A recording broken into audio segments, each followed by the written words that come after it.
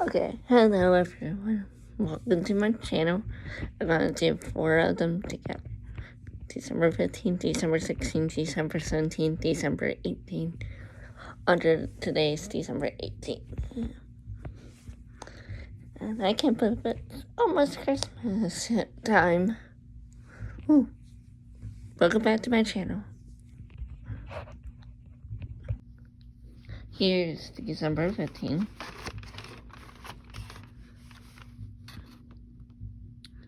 The wise men had been guided to Jesus by the star.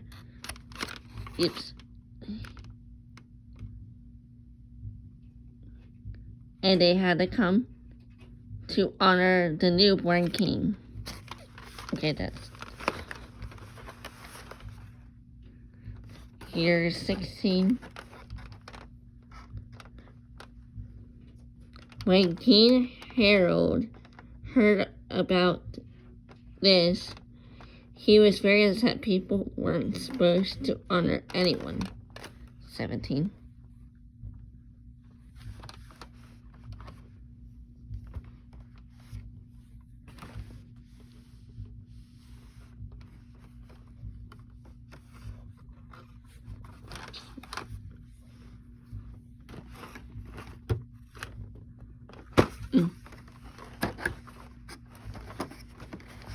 Okay. Herod sent the wise men to look for Jesus, but he also wanted them to return and tell him where Jesus was so that he could bring harm to Jesus. 18.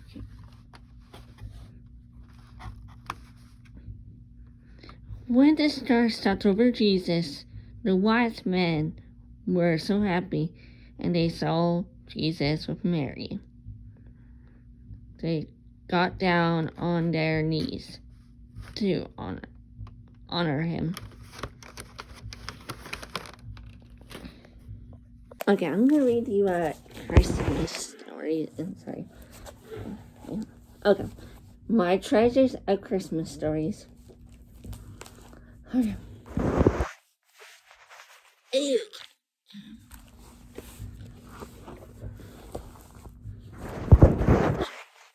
Figure out how to do this. Maybe on the bed. Okay.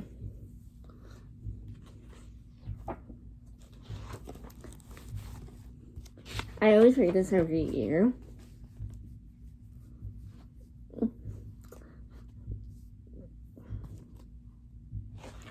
Table of contents. A letter to Santa. Marie, a letter to Santa.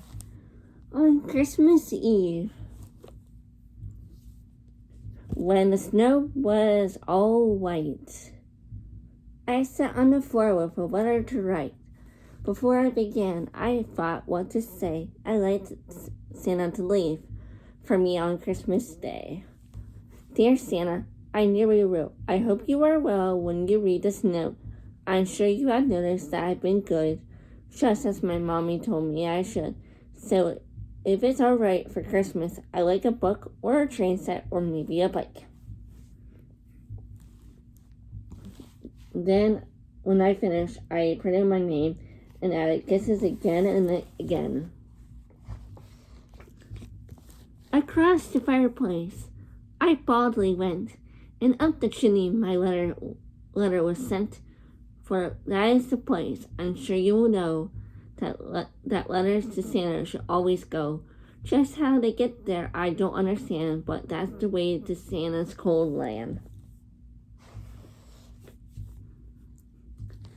That winter night, when the world was asleep, I snuggled in the bed, not a sound, not a peep, thinking of Santa and the toys he would bring, and the fun I will have on Christmas morning, when all of a sudden, where could I be? Out in the snow in a strange country.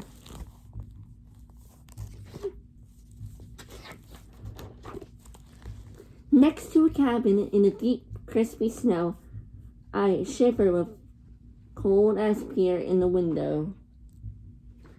is Santa's workshop.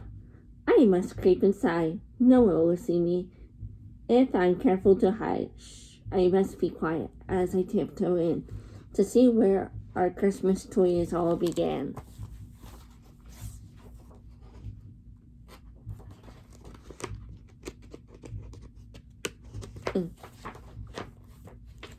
I can see Santa reading letters galore.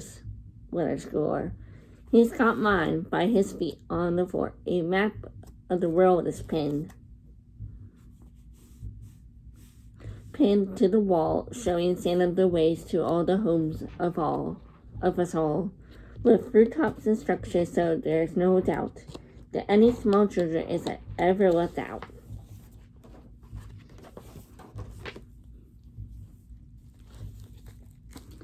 Just see how busy all Santa's elves are.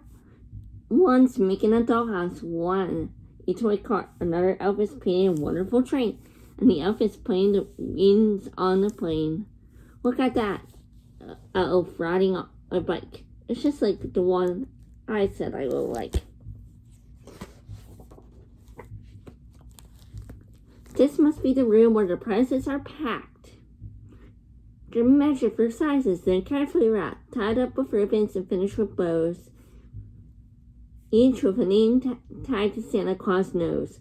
Wherever you look, there's a bustle and scurry. Everyone seems in a terrible hurry.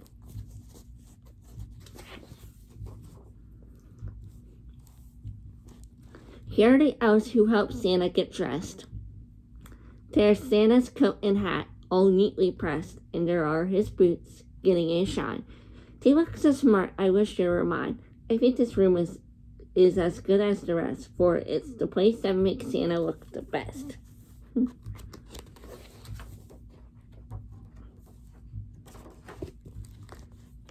Back in the workshop, the pearl check halts. It seems there's a problem with one of its bolts. The others are worried there's trouble in the air. But here comes Santa to make the repair. In no time at all, hurgle speed underway. Out to the stables and onto the sleigh.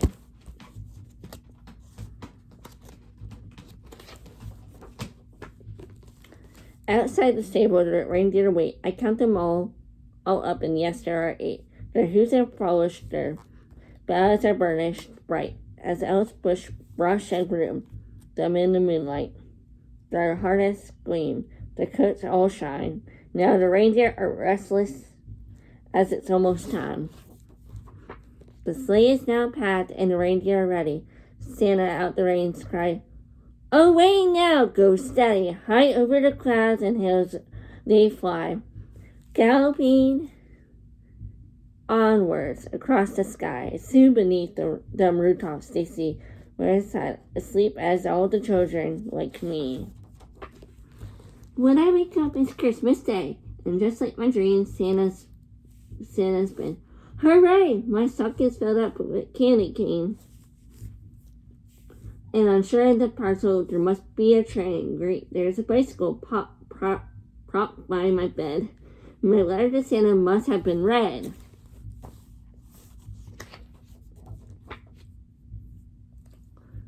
Okay.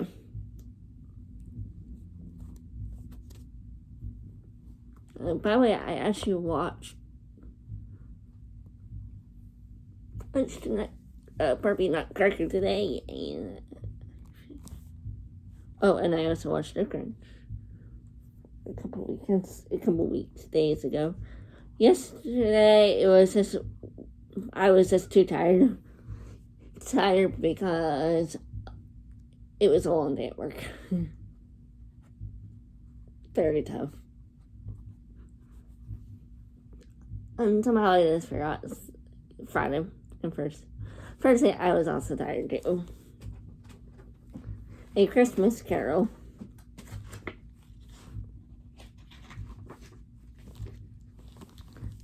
One Christmas Eve in the old London town, my city's Rome, Ebenezer Scrooge, looking out in a frown. "Merry Christmas," Uncle called his cheery nephew. "Come join our festive dinner, won't you?"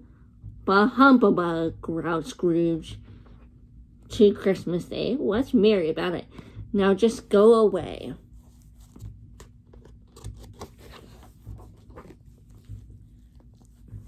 Poor Cratchit, his clerk, who worked hard each day, asked Scrooge, "Is tomorrow a holiday?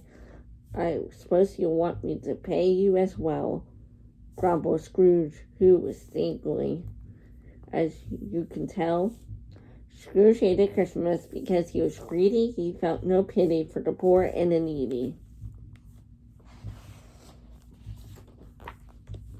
Later that evening, when Scrooge was alone, he heard a rattling chains and a ghostly moan. Then Scrooge saw poor Marley, who in the happier days was Scrooge's partner with the same selfish ways.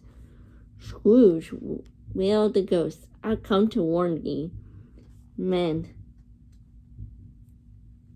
your greedy ways, or you will end up like me."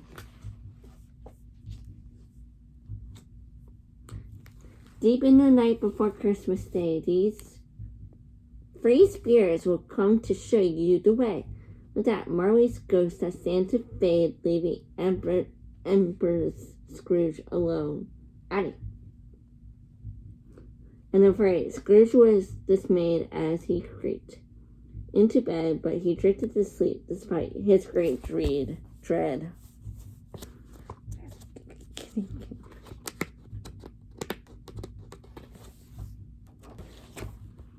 As the clock struck 1 on a freezing night, Emperor Scrooge awoke with a fright, and as he blinked his eyes in the gloom, an unruly spirit appeared in the room. "Follow me," it said. Scrooge looked again. "I'm the ghost of Christmas past." Addie!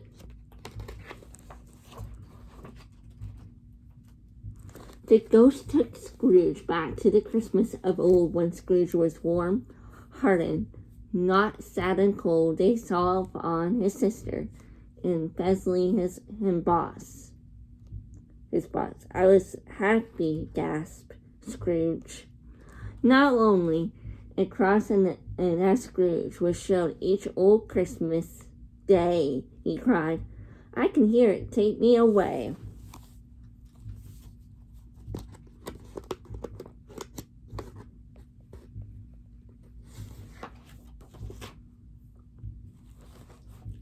In the blink of an eye, Scrooge returned to his bed and was met by a jolly spirit who said, "I am the good ghost of Christmas present. Follow me now to see something pleasant." In a flash, they were in the Bob's Cratchit place, which looked very festive despite the cramped space.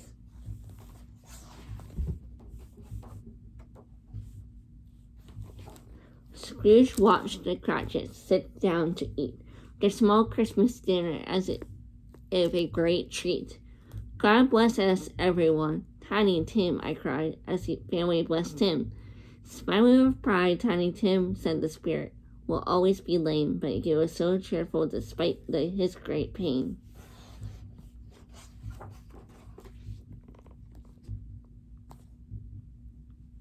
As the spirit departed, another took shape, a horrible creature in a hood and a cape. It spoke not a word and seemed to be dumb. It was the ghost of Christmas yet to come. At the graveyard, it showed Scrooge what lay ahead. Misery and sorrow, for Tiny Tim was dead. Then Scrooge saw his own grave, followed and uncaged alone in the cemetery where nobody wept. As they wandered the streets, he heard people say, "The old mistress gone, but who cares anyway?" As the ghost disappeared, Scrooge had seen something strange. He fell down and wept. "Now I must change."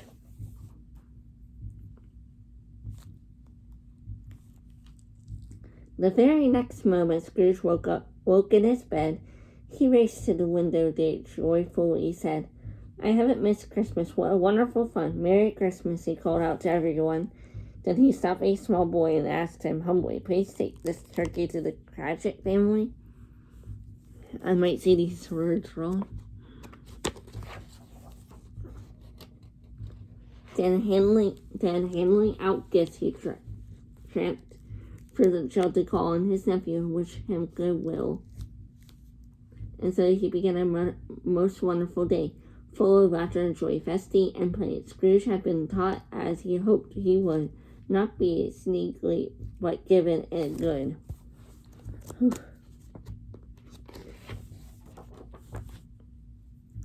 Okay, the night before Christmas. 'Twas the night before Christmas, when all through the house not a creature was stirring, not even a mouse. The stockings were hung by the chimney with care, in hope that St. Nicholas soon will be there.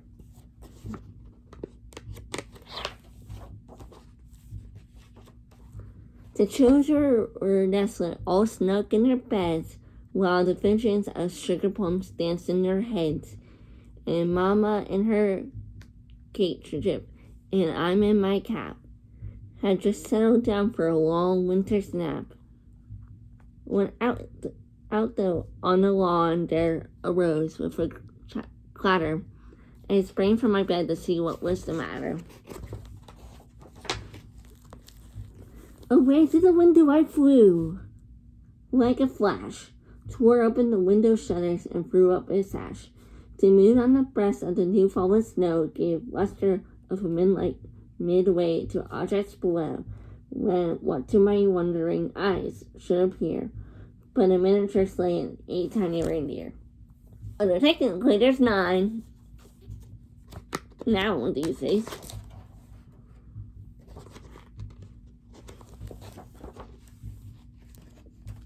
With a little old driver, so if we get quick, I knew in a moment it must be St. Nick, more rapid than eagles. His curses they came, and he whistled and shouted and called them by name. Now Dasher, now Dancer, now Prancer and Vixen, on Comet, on Cupid, on Donner and Blitzen. To the top of the porch, to the top of the wall. Now dash away, dash away, dash away all.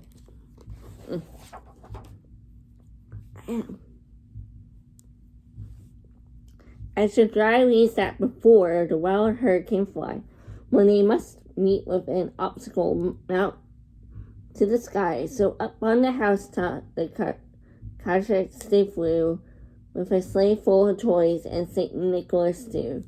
And then in a twinkling I heard on the roof the prancing and pawing of each little hoof.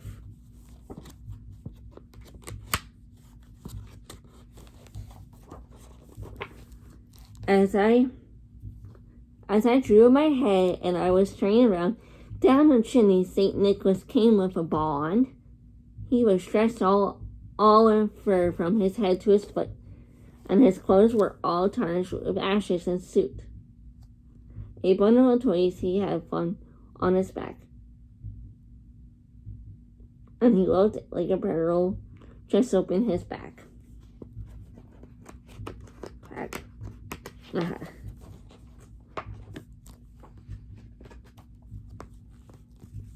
His eyes, how they twinkled, his dimples, how merry.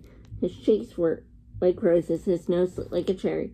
His droll little mouth was drawn up like a bow. Then the beard of his chin was as white as the snow.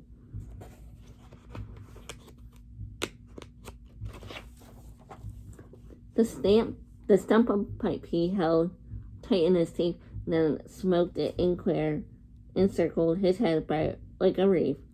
He had a broad face and a little round belly that shook when he laughed like a bowl full of jelly.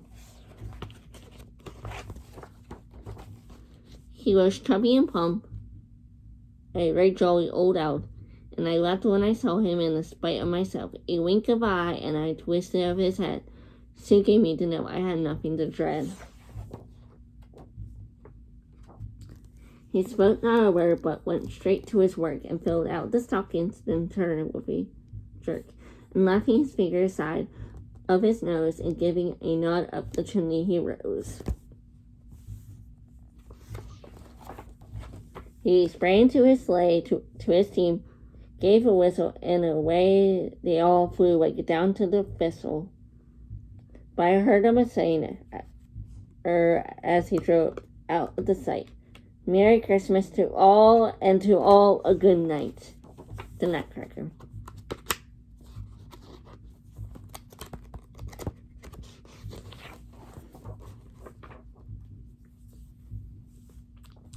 One cold and frosty Christmas Eve night, the Dublin house shone festive and bright. Twinkling candles lit up the tree as guests arrived for Dublin's party. Clara and Fritz both flocked to see treats of chocolate, candy canes, sugar mice, and sweets. The last to arrive was Herr Drosselman, who referred his gifts for all to admire. Clara and Fritz struggled and cheered as two life-size dolls suddenly appeared. Then Clara and Fritz watched entrance as the magical dolls whirled and danced.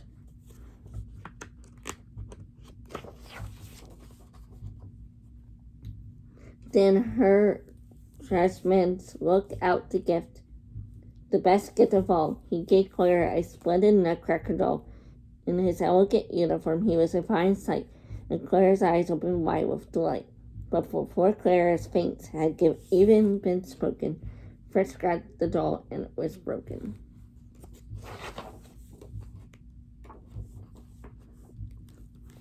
Her dresser, being timely and good, tried many the Nutcracker's splintered wood. Then after much feasting, dance, and play, her Dressmeyer left on his sleigh as they waved good night.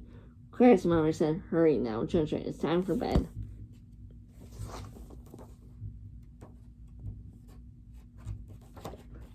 Later that night, as the silent house slept, Clara rose from her bed, and down the stairs creaked. Then among all the presents, she quickly sought the Nutcracker that her drummers brought snugly down with the doll at her chest. She waited for sweet dreams to fill her night's rest. Before very long, she would wake with a fright, startled by a strange ones and still in the night. Sitting up quietly and blinking her eyes, she saw that the toys had grown to life size. Her beloved Nutcracker stood mighty and tall. When she stood beside him, Clara felt small. Behind him, 10 soldiers stood in a row with their muskets flat and ready to go. Then a troop of gray mice marched into the room, started a battle by the light of the moon. The mighty mouse army led by the Mouse King, bartered the soldiers and looked set to win.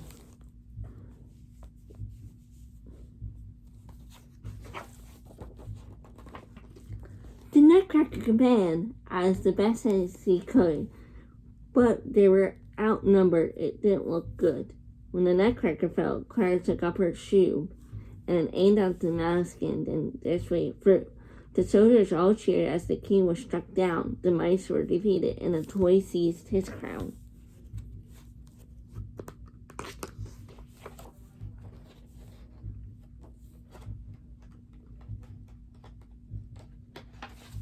When Clara looked into the Nutcracker's eyes, she was amazed and gasped with surprise, for during the battle of her perhaps, since he had changed from a doll to a handsome young prince. Now, Prince looked at Clara, bowed down, and cried, "Come on, my dear Clara, let's go outside." The prince led Clara to a magical sleigh. They flew for the night to a land far away. There, beneath the stars twinkling bright, ancient snowflakes danced through the night. "The dance is for you," the handsome prince said. "But we mustn't stop here. There's more fun ahead.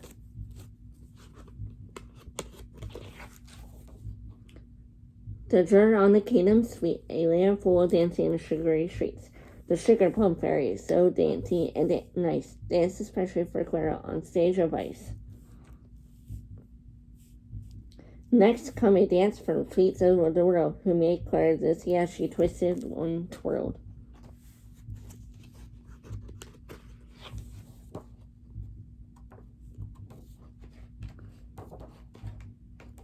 The next thing she knew, Clara was awoken and her nutcracker doll was no longer broken. Had her adventure been all that it seemed, or was it fantasy she just dreamed? Clara's crushes were soon chased away as Frisk wished her a Merry Christmas Day.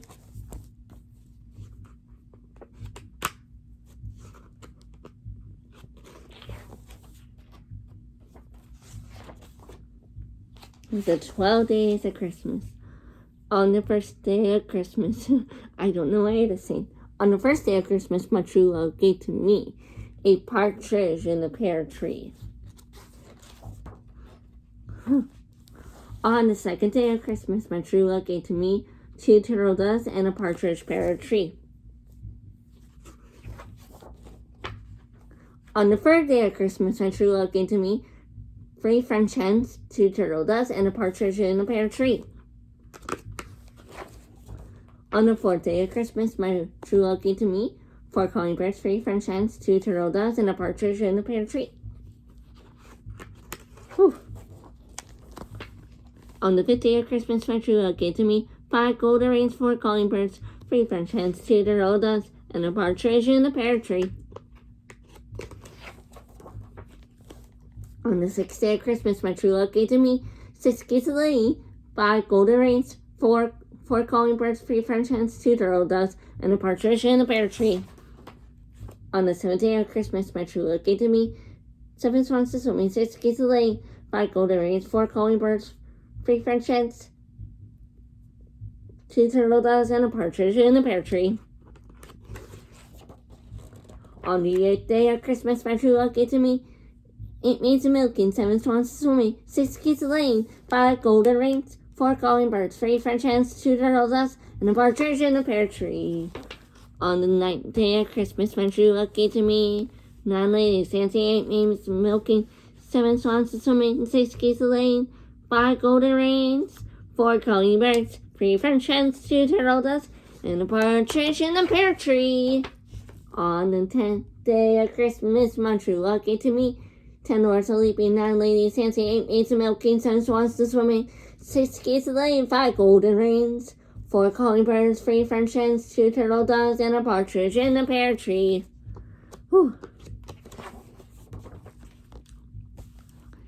On the 11th day of Christmas, my true love gave to me 11 pipers piping, 10 lords of leaping, 9 ladies, 8 maids of milking, 7 swans to swimming, 6 geese laying, 5 golden rings, 4 calling birds, 3 French hens, 2 turtle doves, and a partridge in a pear tree. On the 12th day of Christmas, my true love gave to me 12 drummers drumming, 11 pipers piping, 10 lords of leaping, 9 ladies dancing, 8 maids of milking, 7 swans to swimming, 6 geese laying, 5 golden rings, 4 calling birds, 3 French hens, 2 turtle doves, and a partridge in a pear tree.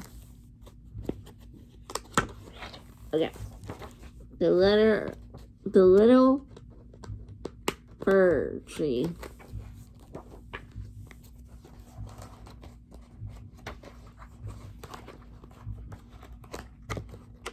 Okay. But when it was leaving, he didn't feel so glad inside. Instead of he felt terrible and terribly sad. He called to the birds, the rabbits, and the deer, and all the friends that he grown up so near, and with that farewell he was cried away and thrown on his back of a bumpy old sleigh. 2 winters passed, and the trees were chopped down, trimmed off the branches, and taken to town, where all they were going. The little tree wails. They were off to the ocean to hold up some sails. Oh, I wish I was taller, the small fir tree side. Then I'll be a brown mast and sail for far and wide. Soon it was Christmas, and May came around to date the tall fir trees from frozen ground. Now those trees are special. A small robin cried. They're decked out in baubles and taken inside. Oh my, what an honor! The small fir tree said, rather than saying, I'll do that inside.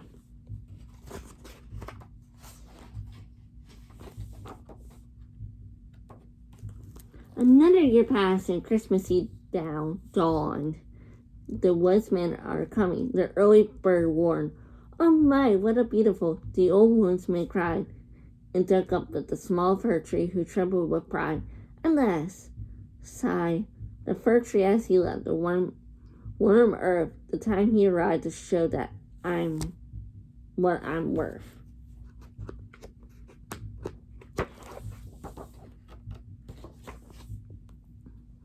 But when he was leaving, he did not feel glad. Instead, he felt tearful and terribly sad. He called to the birds and rabbits and deer and all of the friends they had grown up so near. And with that farewell, he carried away and threw on the back with a bumpy old sleigh.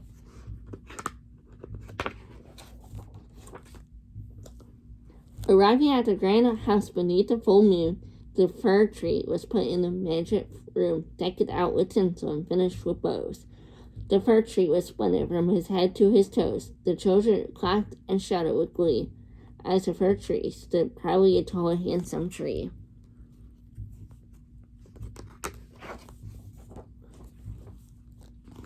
On Christmas Day, from his green boughs, children picked his presents for hours and hours. Then there was dancing, feasting, and drink.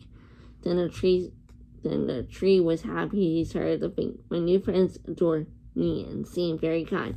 He forgot to feel sad that he left the friends behind. As the day turned to evening, a story was told that days old the fir tree with deeds brave and bold. When it was over, he swayed with delight as the room emptied with calls a good night. What joy, thought the fir tree. I'm glad that I came. I can't wait till tomorrow for more of the same. Oops.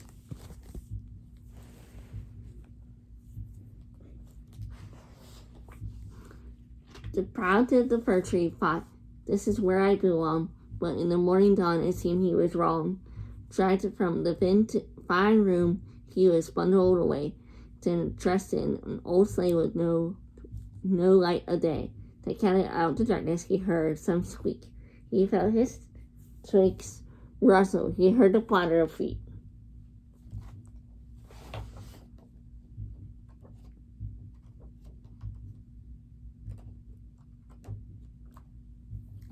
Hello, said the white mouse. Why are you here? Tell us your story as you see in the new year. And so he told the tales of the young long ago, of the birds and the animals and the crispy snow. As the mice gasped in wonder at all he had done, the tree understood that the forest had been fun.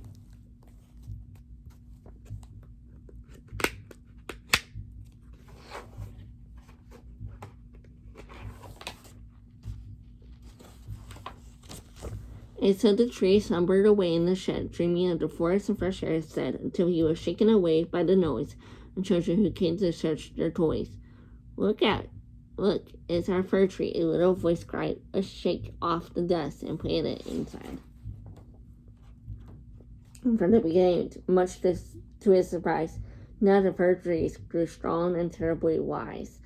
Now down in the garden, the big fir tree grows when spreading the wisdom of all he knows. Go with his blessing, and nature is the best.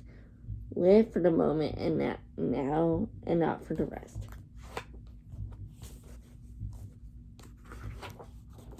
The first Christmas.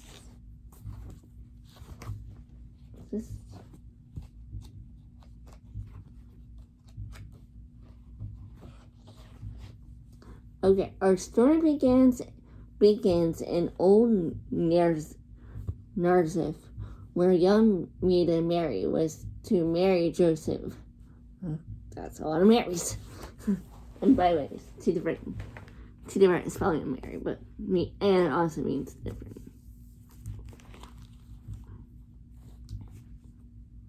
But one day the angel Gabriel appeared, saying to Mary, "There's nothing to be feared. You have been chosen to bear God's Son. His name will be Jesus. He will save everyone."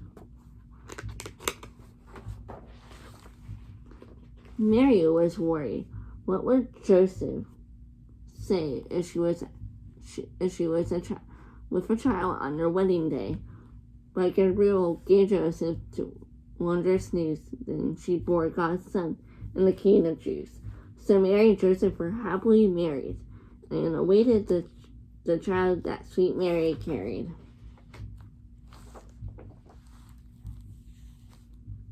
Then one day a messenger came to declare she should go to the birthplace to pay taxes there. Mary rode her donkey with Joseph, led them on a long, windy road toward Bethlehem. They journeyed on all day until night, when finally Bethlehem came into sight. As they entered the town, it soon became clear that they needed the rest, for the baby was near. But wherever they went, they were told the same thing. "Sorry, we're full. There's no room at the inn. I have a small stable," one innkeeper said. "It's warm and dry, with clean straw and bed."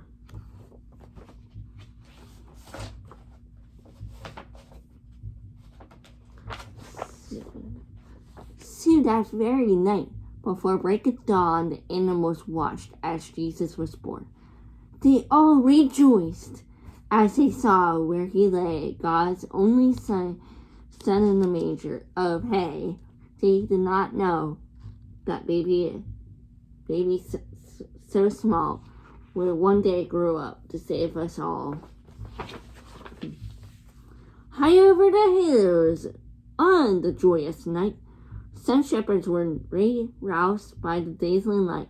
"Do not be afraid," and the angel said, "I will come with good tidings God wants you to spread. Born on this night is a baby boy who will bring peace on earth, goodwill and joy." When darkness returned and the shepherds were able, they left their flocks and went to the stable. They knelt before Jesus and began to sing, "Praise to be God for our Savior King."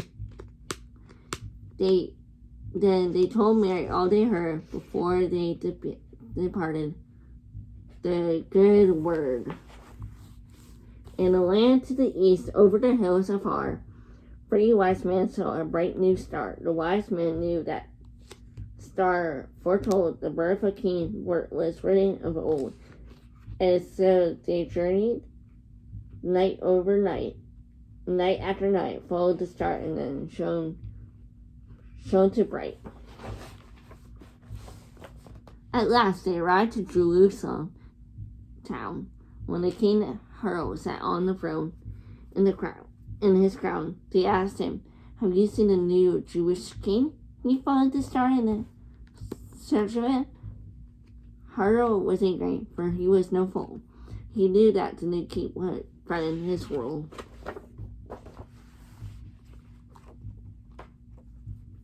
He said, "When you find a new king of Jews, return by my palace to pass on the news." So, bringing rich gifts, they went on to find the little Lord Jesus, so gentle and kind.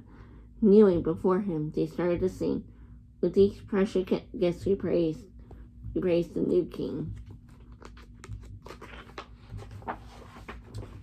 But that silent night, as the wise man dreamed, God told him that Herod was not what he seemed.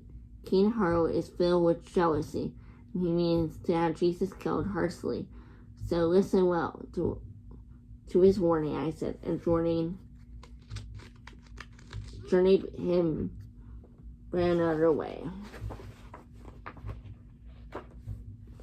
Then the angel appeared to Joseph one night to tell him his family should also take flight. Hark, sang the angel, packed up in the fleet to the land of Egypt to God's call unto thee. So Jesus who saved teach of God's glory. And that is the end of the first Christmas story.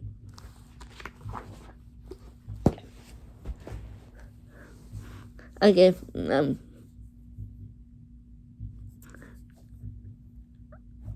hope you enjoyed that book and some of the nativity scene. Happy holidays. See you tomorrow, or if I'm gonna see if I can try to sneak in a video. Hopefully. Otherwise, I'll do it sometime this week. I should try to, because if I wake up early. Bye. Like and subscribe. Comment down below.